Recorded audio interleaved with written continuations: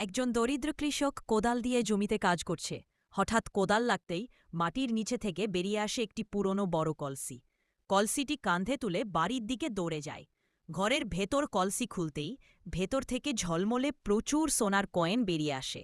ঘরটি সোনালি আলোতে ভরে যায়। সেই রাতে কৃষক অনেক ভালো ভালো খাবার খায়। তার প্রিয় সাদা বিড়ালটিকেও আদর করে খাবার দিয়ে আনন্দে ভরে দুজনে শান্তিতে ঘুমিয়ে পড়ে। রাতের নিস্তব্ধতায় একটি ভয়ঙ্কর কাঙ্ক্রবিচা চুপি চুপি কলসির ভেতরে ঢুকে পড়ে।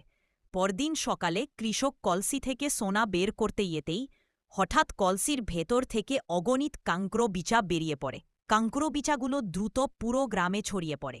ভয়ে কাঁপতে কাঁপতে কৃষক ও সাদা বিড়াল পালিয়ে যায়। অনুতাপে ভরা চোখে কৃষক আবার কলসিটি তুলে নিয়ে যায় সেই মাঠে যেখান থেকে পাওয়া গিয়ে। একজন দরিদ্র কৃষক কোদাল দিয়ে জমিতে কাজ করছে। হঠাৎ কোদাল লাগতেই মাটির নিচে থেকে বেরিয়ে আসে একটি পুরনো বড় কলসি। কলসিটি কাঁধে তুলে বাড়ির দিকে দৌড়ে যায়।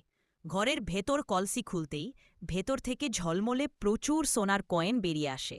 ঘরটি সোনালি আলোতে ভরে যায়। সেই রাতে কৃষক অনেক ভালো ভালো খাবার খায়।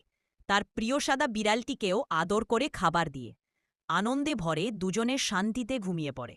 রাতের নিস্তব্ধতায় একটি ভয়ঙ্কর কাঙ্ক্রবিচা চুপি চুপি কলসির ভেতরে ঢুকে পড়ে। পরদিন সকালে কৃষক কলসি থেকে সোনা বের করতে যেতেই হঠাৎ কলসির ভেতর থেকে অগণিত কাঙ্ক্রবিচা বেরিয়ে পড়ে। কাঙ্ক্রবিচাগুলো দ্রুত পুরো গ্রামে ছড়িয়ে পড়ে।